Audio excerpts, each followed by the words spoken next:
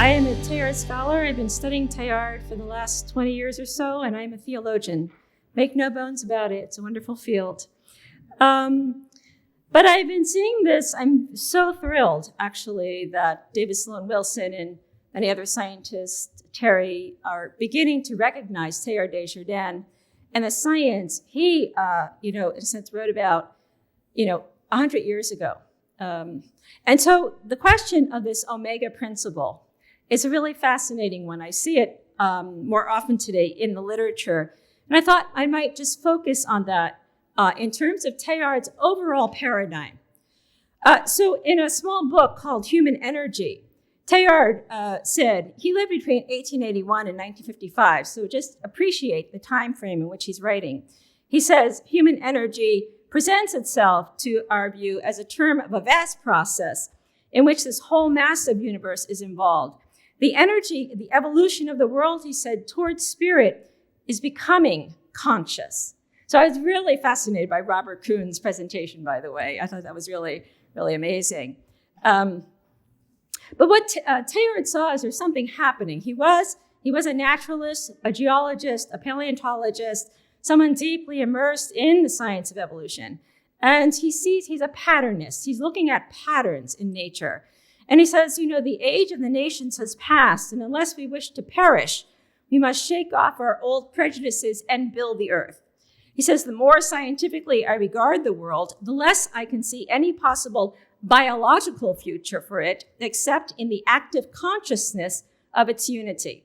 So two key words here already emerge for Teilhard, and that's consciousness and unity. And he kind of brings that together. He ponders these things over and over. But his classic, in a sense, the work that really lays out his paradigm is the phenomenon of man, which was actually incorrectly translated in 1959 and retranslated as the human phenomenon, saying that the human person is not the end of evolution, but a fact falling within the science of evolution. So he does not see that the human will be the end point of evolution. But in this work, another key word he brings in here is wholeness. And he says, the more we cleave and pulverize matter, the more we can see its fundamental unity. He says nothing holds together absolutely except through the whole, and the whole itself holds together only through its future fulfillment. And the question is, what is the whole? What is that? What does that mean here in terms of biological evolution? I just want to, I am not a cosmologist, but I want you to realize that Teilhard is writing with deep awareness of the Big Bang universe. He's very in tune with the science of his day. And so the idea that the universe is an unfolding process of development is significant to him. And I know one of the speakers this morning spoke about these various spheres of evolution for Teilhard. He speaks of the lithosphere, this conglomeration of molecules packed together under the influence of gravity. And then he speaks of the atmosphere, forming gas molecules, to the hydrosphere, forming water and air, and eventually to those molecules forming complex cells, and then to, gradually we begin to see this process coming into the level of thought. So I also want you to appreciate that for Teilhard, he was very in tune with the physicists of his day. He writes about Louis de Broglie in his writings, and therefore he is intrigued by quantum physics and this notion of not only wave-particle duality, but the role of the mind, or the role of consciousness in the determination of matter. So he does again fall. Robert Kuhn was speaking about all these various types of conscious theories of consciousness. Teilhard would fall into the school of panpsychism, or I have seen some describe him as dual aspect monism. There is one whole something that has the components of mind and matter. What's important for him is that he does see a type of holism of mind and matter. He does not see these as two separate things, but two aspects of the one experience of reality, so to speak.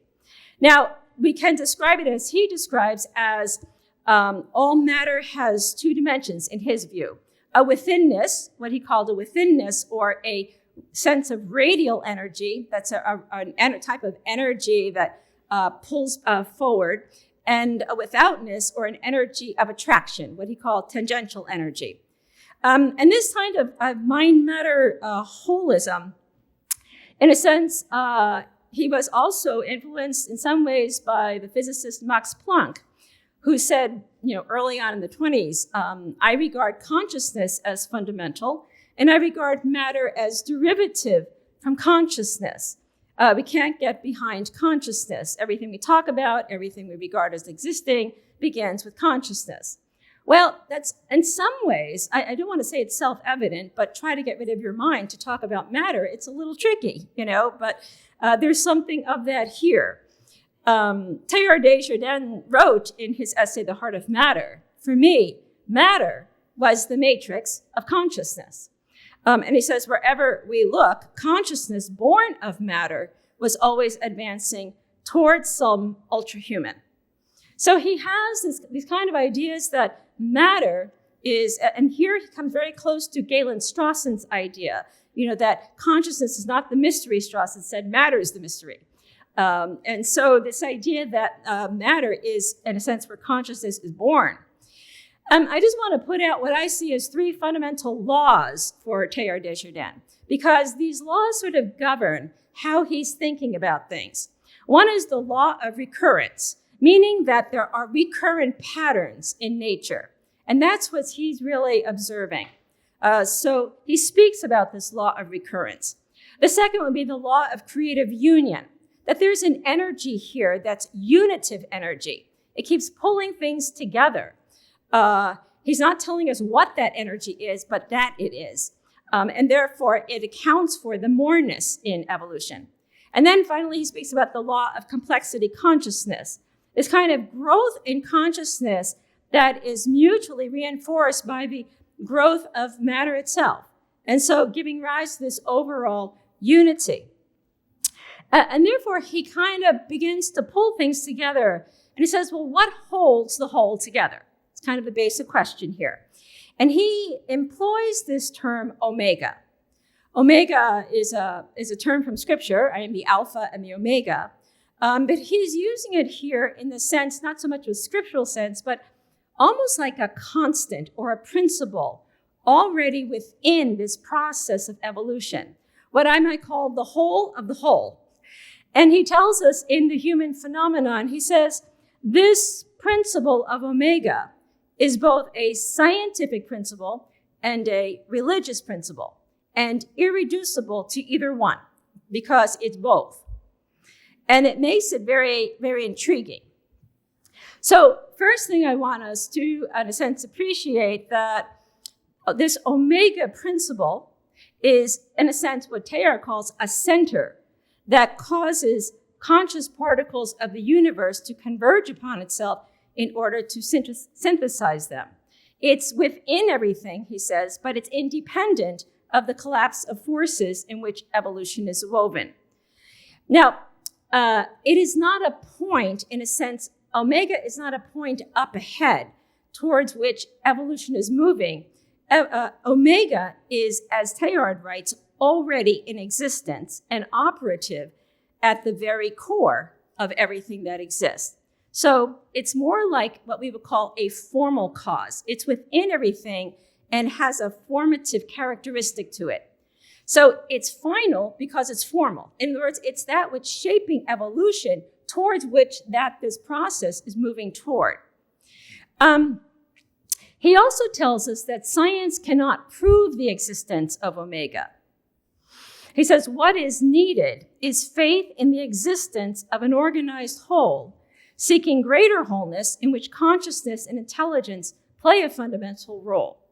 So he's fairly clear that this omega principle is something that is more or less experienced without being able to be completely determined in its parts.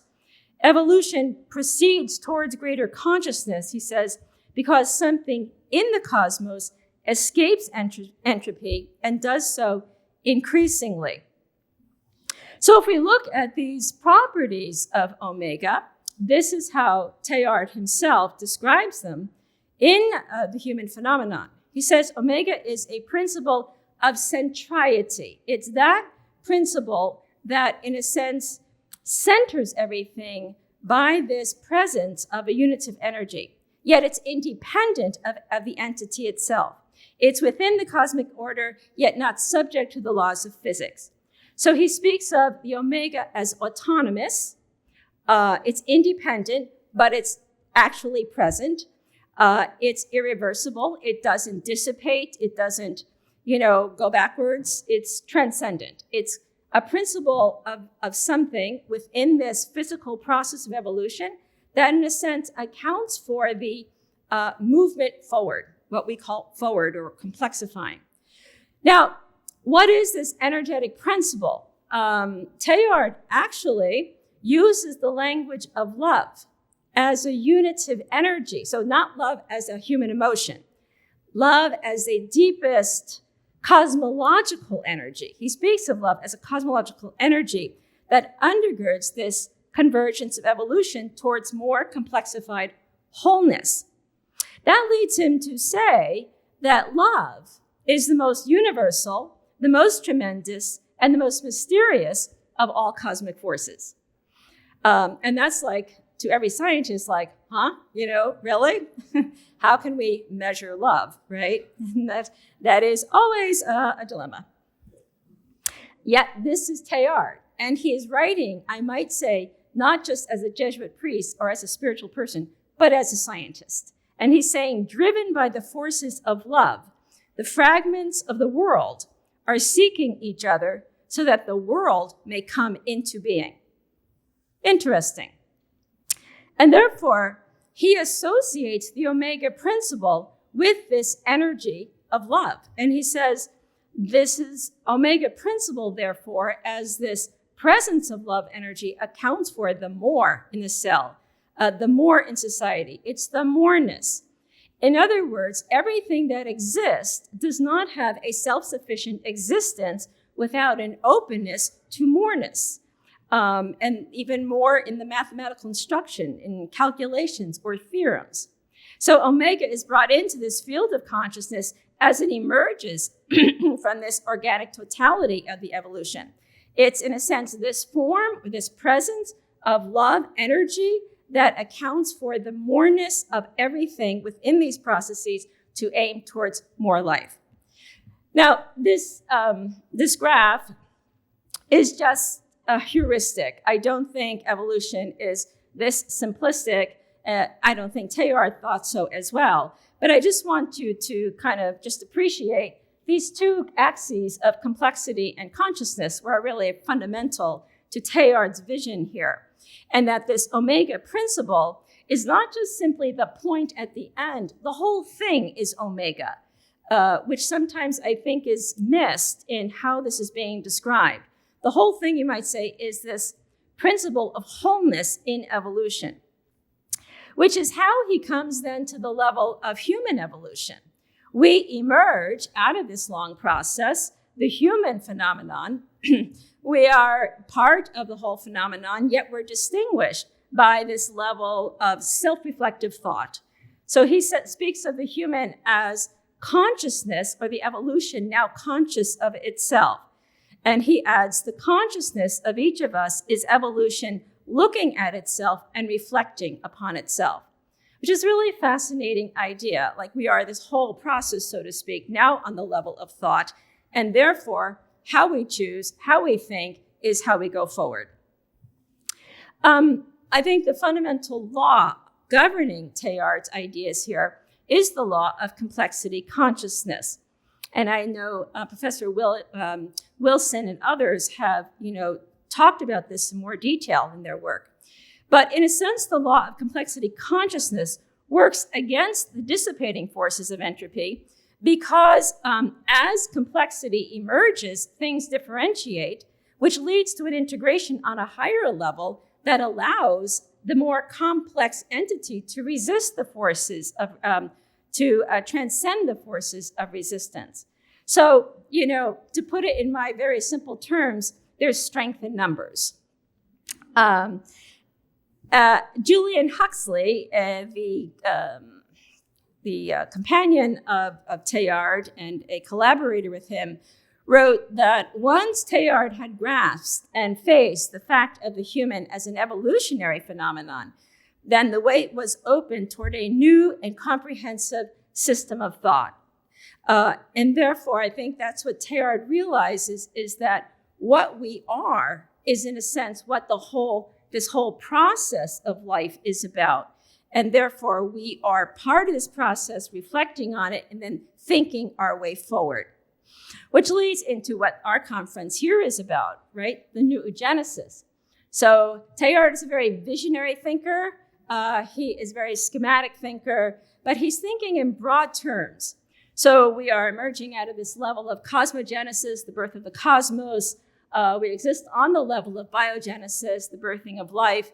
And we are now on the level of Noogenesis, the level of thought. And the question is, does this process have a direction? That's a huge question. We're here, right? We're here after a very long period of time. Does it have a direction? Many scientists will say, no, evolution is not about direction. It's simply about mechanisms of optimal life. Teilhard, however, was a visionary thinker who saw this process of directional pattern in evolution based on concepts of radial energy, final causality, and orthogenesis.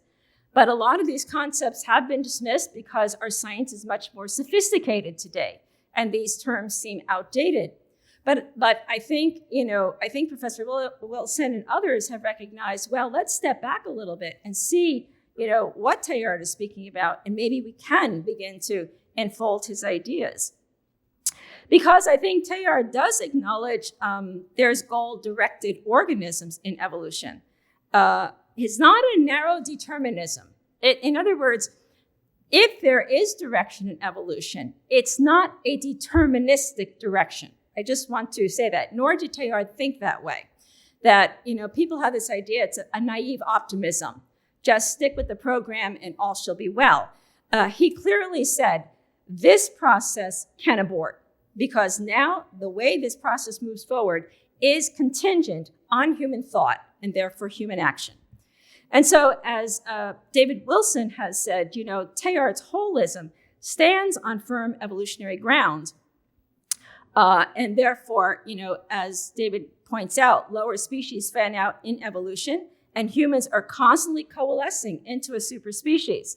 So this law of complexity consciousness does describe what David calls major evolutionary transitions that account for, in a sense, this super collective that can overcome or override any kind of disruptive within group selection. And therefore, I think the law of complexity consciousness seems to be a law that's helpful to this overall process of evolutionary life. Francis Heiligen, a systems scientist, also advocates this law of complexity consciousness as a fundamental aspect of direction in evolution. Just recently, I've seen others begin to adopt the law of complexity consciousness as maybe the missing law to Darwin's whole evolutionary science, which is very interesting. Now, given that scientists are awakening to the law of complexity consciousness, I want to come back to Teilhard and really ask, is it complexity alone? Now, by complexity, there's a whole science of complexity here going on. But Teilhard himself does not outline the details of that science. He's about the experience of the stuff of matter. And therefore, he begins to speak about 3 different ways of experiencing materiality. The cult of matter itself, the cult of life, and the cult of energy, or what he calls presence, wholeness, and plenitude, or fullness. And this experience of matter in this whole engagement of study of life begins to push him in a new direction to say that matter ultimately becomes the place of the absolute. Okay, for Christians or any religious people, this is like a no, and this is like, oh, yes. So I want to say this is a very revolutionary move for Teilhard here. And one I think that's deeply exciting and can be helpful. He's a Jesuit, all right? He is brought up with scholastic theology, and yet he realizes matter is more than what meets the eye. He says, there gradually grew in me as a presence much more than an abstract notion, the consciousness of a deep-running, ontological, total current, which embraced this whole universe in which I moved. And this consciousness continued to grow until it filled the whole horizon of my inner being. This presence became symbolized by Omega, now, as he begins to say, a new and vital presence of God, not a God draping the world with power, but a God integral to the world's becoming. So he's using the language of God here, not in the traditional sense of some super guy in the sky or some like Zeus figure, but God becomes now the name or the symbol of the whole of life, which is transcendent in itself. So he does ask the question, who will give evolution its own God? And this is a really important question for both science and religion, I think, because Teilhard himself recognized that science alone cannot really address the totality of our experience. And therefore, he begins to understand religion as a binding power, very much like the ancients did. You know, this energy of binding to the axis mundi, that whole of life. And therefore, he sees religion or spirituality, he doesn't use the word spirituality, he uses the language of religion, as an essential aspect of evolution, in the same way that we have natural selection, adaptation, information, and then the other things that we use to describe material processes. He says, without understanding evolution as a comprehensive process of mind and matter, complexity and consciousness, science provides only half the story. So in his view, his words, religion is biologically the necessary counterpart to the release of the earth's spiritual energy, born to animate and control this overflow of spirit. And therefore, this function of religion is to sustain and spur on the progress of life. It is to, in a sense, energize us with the zest for life. And so, in a sense, religion becomes another name for the energy of cosmic personalization and unification. And that's what he sees here. There's something going on in this whole cosmic process that's not just life, going on and getting more complex. It's getting more personalized. In other words, it's increasing in thought and therefore increasing in unity. So in his view, science and religion need to energize and activate the creative potential in building the earth and the development of the human community. I think exactly what he wrote is exactly what the N2 conference is about. I see these things very much in harmony. There must be an integrated development which respects the earth and our total environment. So I call this the God world entanglement. It's just a shorthand way to speak about a spiritual energy at the heart of all our experience of this physical cosmos, entangled in such a way that you can't get rid of it, you can't separate it out. Teilhard himself said, without matter, we would remain ignorant, both of ourselves and of God. Always without matter, we would not know, in a sense, this wholeness that draws us onward. So he gives this little prayer, I bless you, matter, in your totality and your true nature. I acclaim you as the inexhaustible potentiality for existence and transformation. I claim you as the universal power which brings together and unites. Raise me up then, matter, until at long last it becomes possible for me in perfect chastity to embrace the universe. A beautiful prayer to the beauty of this material universe. So Teilhard himself says, I see in this world a mysterious product of completion and fulfillment for the absolute being himself. He's talking about the old God, now rediscovered within this process of evolution as the whole that is empowering life, and therefore the completion of this whole in and through human energy and human actualization and human thought. So to use Whitehead's term, which is appropriate here, the many become one and are increased by one. That's kind of a shorthand way to talk about what's going on in Teilhard's view. Again, I just want to kind of point out here that he brings a type of theism, or I wouldn't even use that language anymore. I speak about cosmotheandric holism. That's in a sense my shorthand term, to say that God in the world, or this whole in the world, are in the process of becoming something more together because the universe is grounded in a center of divine love. So that the evolution of God, the whole becoming more increasingly whole through complexity, and the evolution of humanity cannot be separated. And that leads Teilhard to say there's only one real evolution, and that is convergence, because it alone is positive and creative. So he advocates kind of open theism. It's not only the universe coming to be, but it is God who's coming to be. And therefore, he states in the future, only a God who is functionally and totally omega can satisfy us. In other words, he identifies the omega principle as God. In other words, as this absolute wholeness.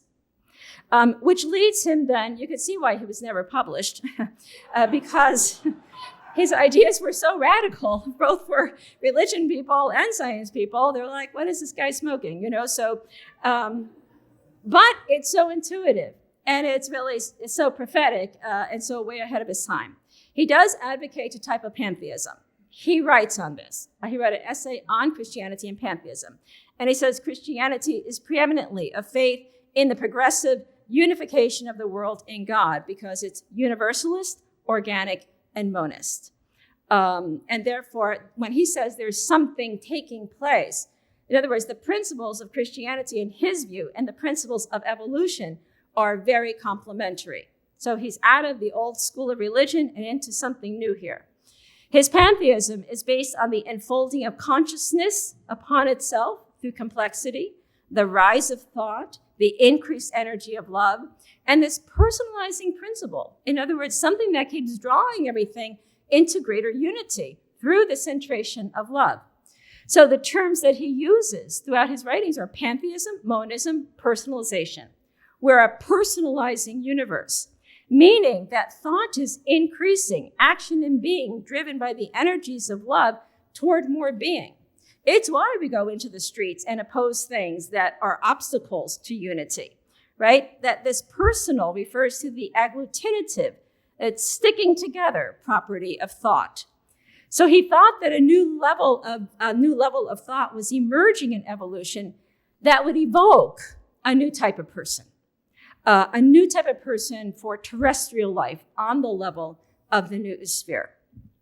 So just for a way of summary here, in terms of his personalizing universe as holistic, evolutionary, panpsychic, pantheist, monist, directional, hyper-personalizing. In other words, we're never sufficient in our own person. We're always moving toward more person. We're always moving towards that collective unity.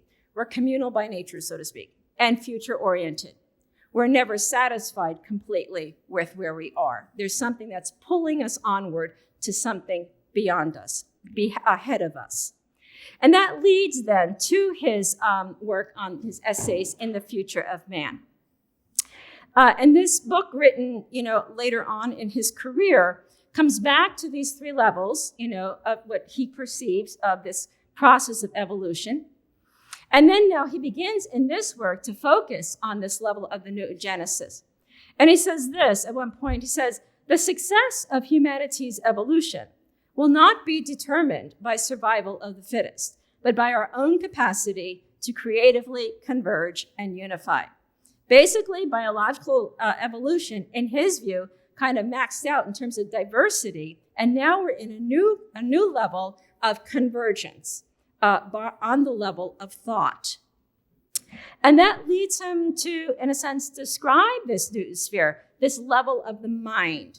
The word nous, from the Greek prefix nous, meaning mind, and you probably know this from Verdansky, or he picked the term up from elsewhere, probably Verdansky, the Russian scientist, but he uses it to talk about a super convergence of psychic energy through as matter is building up in complexity.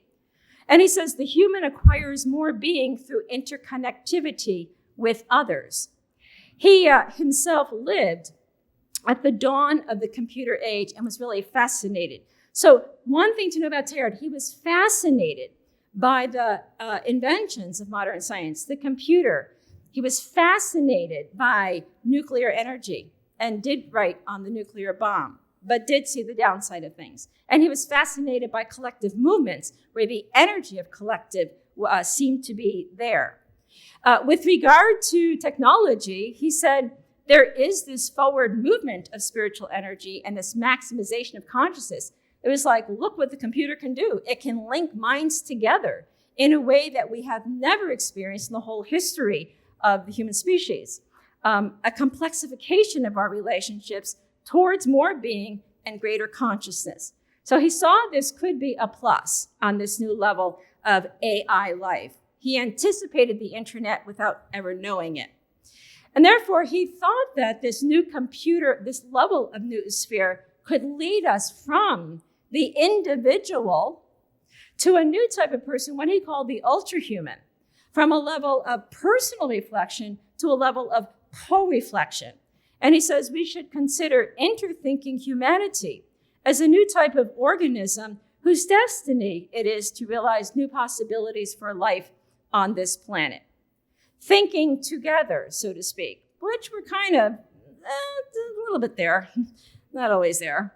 But he also thought it's not thought alone, right? And it's not just the intellectual pursuit alone. He said, it is not tete-to-tete or core-core. He said, what we need is a heart-to-heart. And basically what Teilhard realized is that this movement towards more being is not just about materialism alone. We can explain all the physical processes we want. We can narrow them down, explain all the details. But for Teilhard's view, spirituality, or an increase in psychic energy and awareness of this whole, brings about more being. So he says technology can extend the outreach of human activity, but it depends on a broader use of human activity and how we control or kind of frame our psychic spiritual energy needs and powers. So, a kind of an AI world unbridled without any guidelines is a world I'm not sure I really want to go into too soon. He was a future thinker. He is a futurist because he sees this process of evolution is moving us towards something. And therefore, he thought the social integration of people around the globe into this kind of superhumanity presupposes a new self-evolution of the whole human towards a higher order. We're moving on to something. He thought that a basic mutation had taken place as he began to witness these kind of Marxian and Freudian moves in consciousness.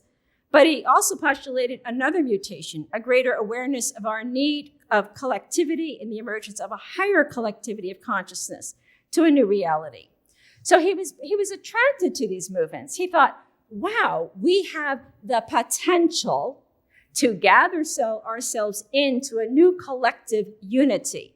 And he thought, if we could do that right, he says, this new higher socialization of humankind can be brought about if we have the will and the energy for it.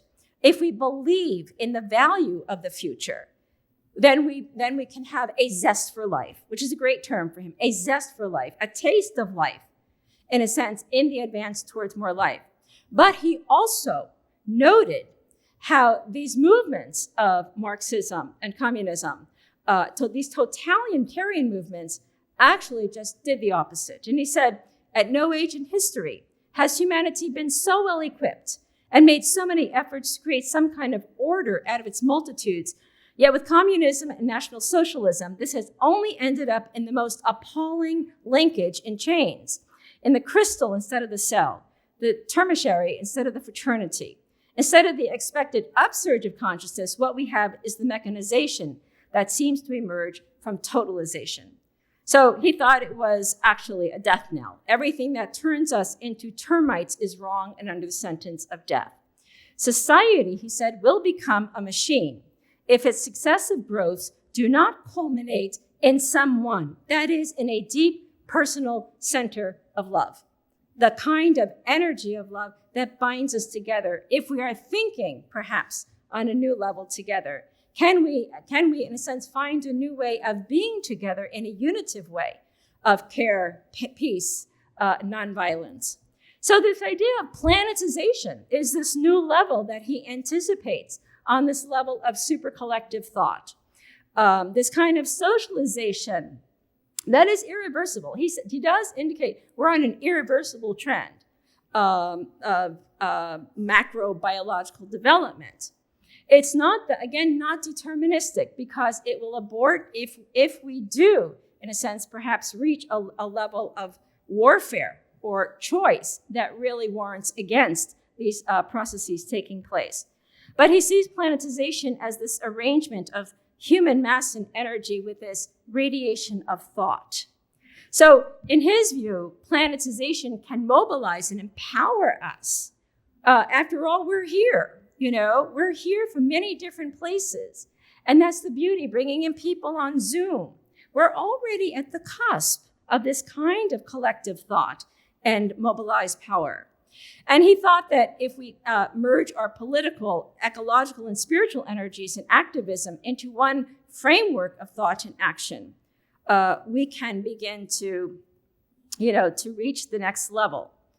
But planetization does call into question our most fundamental and entrenched assumptions, even how we position ourselves. This is what Teilhard thought. Something will explode, he said, if we persist in trying to squeeze into our old, tumble-down huts the material and spiritual forces that are henceforth on the scale of the world. And I think this is where we are now, right? We're beginning to collapse because we are actually not cooperating, you might say, with the energies of the universe. In his view, progress will be measured in the future by our ability to create a more peaceful, just, and ecologically sustainable world for all. How will we get there? In his view, it has to be a kind of new integration of science and religion within the whole. And that is as seeing these two aspects of the one whole. In his view, science is too narrow, analytical, and fragmentary to take it on itself.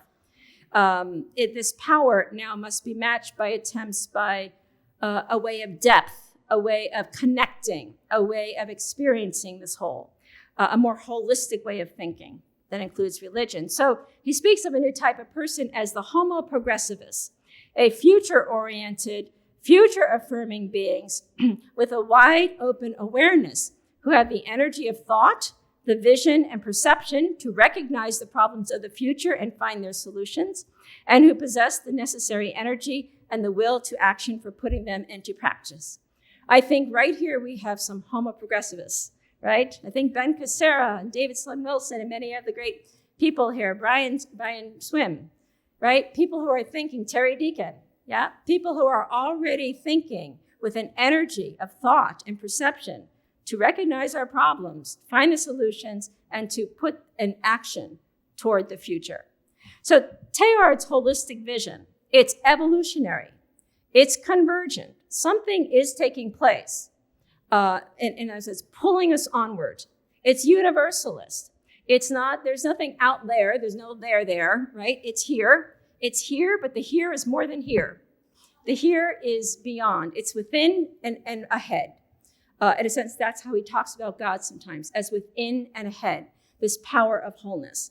There's something that gets us up in the morning, right? There's something where thought, every thought, whether you're a scientist studying, physics or astrobiology, whatever it is, that thought is pulled into, this search for meaning that is not sufficiently, it doesn't end with that observation. There's always the moreness, and that's what attracts Teilhard, that moreness of life.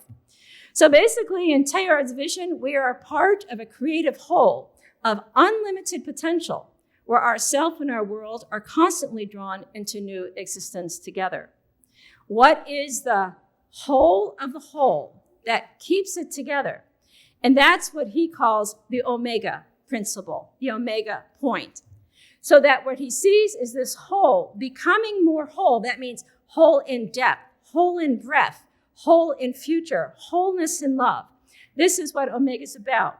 This whole constantly forming us from within, even as we work against it sometimes, is that which is ahead. It's what we're moving towards, that complexifying wholeness, which is ultimately love.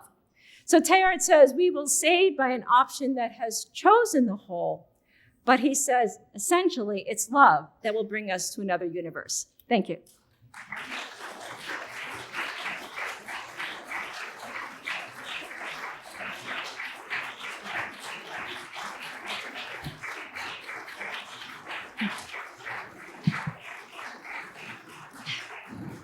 So we have time for a number of questions.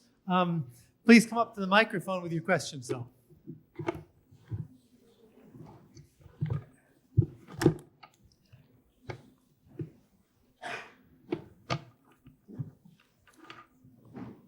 I think that some of the overlaps might be obvious, but could you please put Teilhard in conversation with Tao, if that's in your, Yes. in your abilities? Thank you.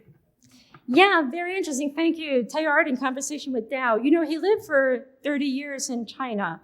And one of the criticisms of Teilhard is he never really learned Asian religions.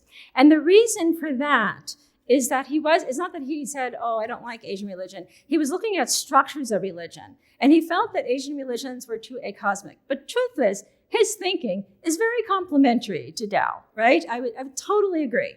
Like, I want to say, Teilhard, guess what? You actually were a little bit, Buddhist there, so get over it. But yeah, I would see a deep complementarity between Teilhard's thinking and Tao. Yeah. Well, I'm Francis Heiligen, one of the people who was mentioned there, so I wanted to react. You're Francis Heiligen. Yes. Well, when you speak about the power of love attracting things together, that doesn't sound very scientific, but in my talk, which I will present later, I suggest that we can replace it by what I call synergy. Yeah. Synergy meaning that if two or more elements come together, they achieve more together than they could achieve alone. The idea of the positive sum, which is what you can see in very simple things like molecules where atoms stabilize each other, or particles stabilizing themselves into atoms, etc. Yeah, perfect. Yeah, synergy. I think that's very, very attuned to what Teilhard is describing, because he does speak about love, so to speak, on the level of molecules, on this level of, pre-atomic life or whatever. But I like that idea of synergy. I think you'd be totally at home with that. Yeah. And I had another short question, that is that the way I understand, I have not read they are in detail, but the way I understand you and understand others is that his idea of God is more like the end point of evolution rather than the beginning point. Isn't that... That's correct, yes. Isn't that very against traditional religious It dogma? is. It is. God is not, he never speaks about creator or creation in that way. The term he uses is creative union. There's something going on here that's unitive from the beginning. And therefore, you're right. If we are to use this language of God for Teilhard, it's the complexification of God. In other words, as this process is taking place, this God emerges through this process as that absolute wholeness up ahead. Yeah, so great ideas. I thank you for that. Yeah. Delio, thank you for an absolutely delicious talk. My name is Philip Beasley. I'm an artist and architect from Toronto. And my question rests in the rather astonishing characterization you gave of crystals, which I heard as being opposed to cells. And this confuses me and raises a myriad of questions about practice of how to work with wholes, in the sense that Buckminster Fuller's wonderful vision of a spaceship Earth is founded surely on order. My own obligation to clarity, to ethics, is surely founded on decision and saying no to some things, as well as saying yes to other things. Yes. And this question then of order as being something verging on evil. Seems latent in your talk. Oh my! Wow. Could you speak about how to navigate the difference between crystals and cells? Yeah, did I use the language of crystals? I remember. You did quite precisely in the slide. Oh, well, don't get. Is the crowd there? Oh, okay. Okay. Oh, yes. Those are his words, by the way. Yeah, so not mine. So I just want to make that clear. Yeah, no, let me just say, kind of in a broad stroke way, because Teilhard, one thing about him, sometimes he does use language that is not entirely clear what exactly he had in mind. I think I would not get too technical with how he's using this language, because in my view, if he says, let me go back to that, I know what quote you're talking, it's here. The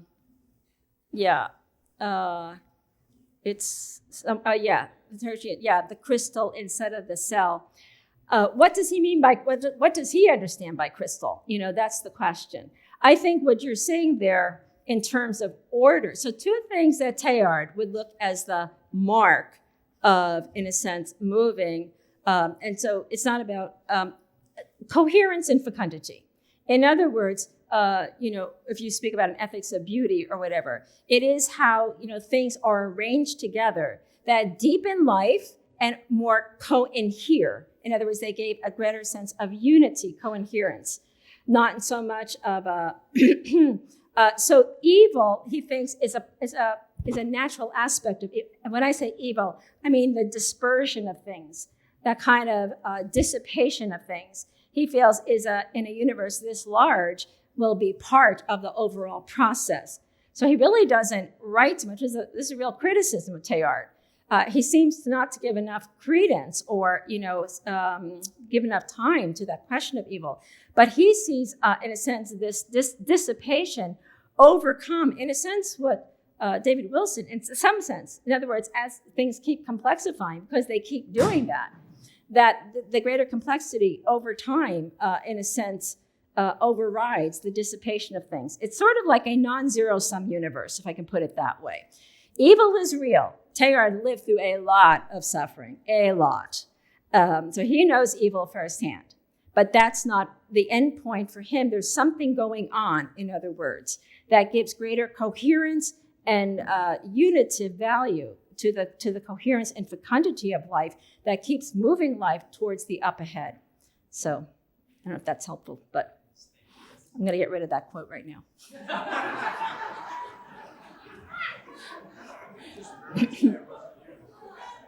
Raphael Yogier, a French academic, philosopher. I was wondering, listening to you, if actually Teilhard de Chardin read Hegel.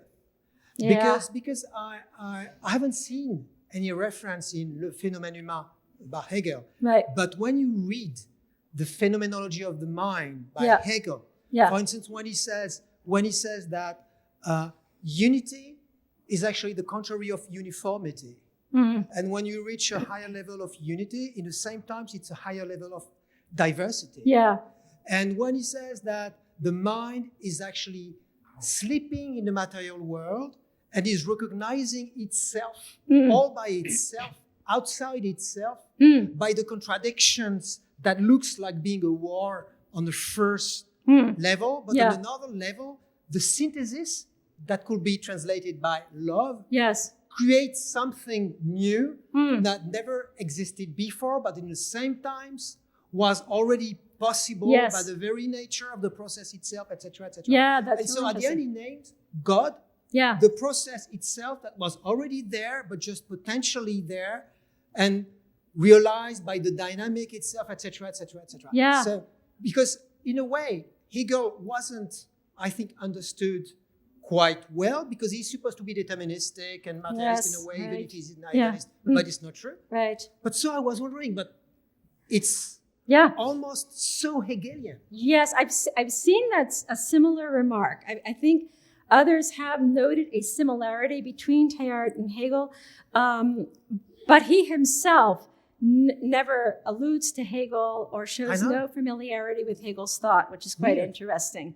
So I think there's a paper there that waiting to be written would be really interesting. So and just another thing, I was amazed also by the prayer that I didn't know about matière, about the matière, because in fact I think he's right against the people that think themselves as being materialistic. Yeah. Because matière could be translated mother, and it's emergence. Emergence. That means I will translate matter by emergence. Yeah. So when people think themselves as materialistic, they think the world as piece of dead stuff. Yes. But that's the contrary. That's exactly. But you're alive.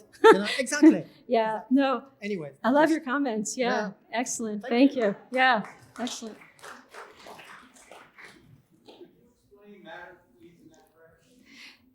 Oh, which one here? Here? Oh, the prayer. Yeah. I bless you, matter.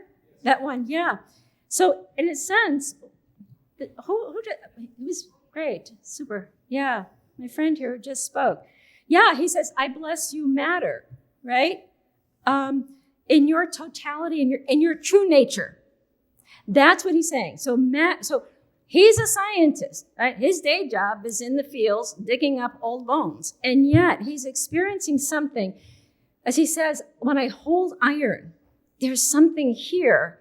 And every scientist, I think at the heart of it, there's an ineffable quality. There's a wow, there's a, what is this? And he says, you, I acclaim as the inexhaustible potentiality for existence and transformation. In other words, what he's experienced here is more than mere matter alone. It's not just the particles of hydrogen or carbon or nitrogen. These are not just, bits of sand or whatever hold together. There's something in the whole, the total consistency of that whole that has a depth to it that then speaks to him of what our language of God has, in a sense, spoken to him. That transcendence, he uses the language of a transcendent whole. By transcendence, he does not mean something that's out of this world. He means the overflow of experience. That's what transcendence means here. So he says, I acclaim you as the universal power which brings together and unites. I claim you as the divine milieu. That's the key phrase for him here, the divine milieu. In other words, as he says, there's nothing profane below here. There's nothing that's mere matter below here for those who know how to see.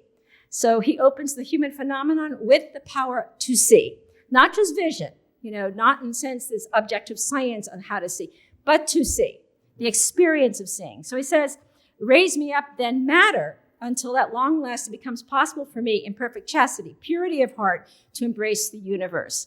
And he says in another prayer, he says, even if I were to if I were to lose my religion, he says, I would still believe in the world, because in the last course, it's the world itself that holds this power of love. Yeah. Thank you very much. My name is Heinrich Wolmink. I'm a public health physician from Johannesburg in South Africa. I'm also an associate fellow of the Ubuntu Global Network. I'm really fascinated by your point around de Chardin and open theism. Yes. Of course, open theology linked to process thought speaks about possibility and probability, but not certainty. Correct. And so it's great because it introduces human agency as an important factor, antithetical to the determinism in reductionist thought, Correct. but also introduces an element of risk. Yes. Right? So the march towards the omega point is perhaps not as certain, a bit more tentative.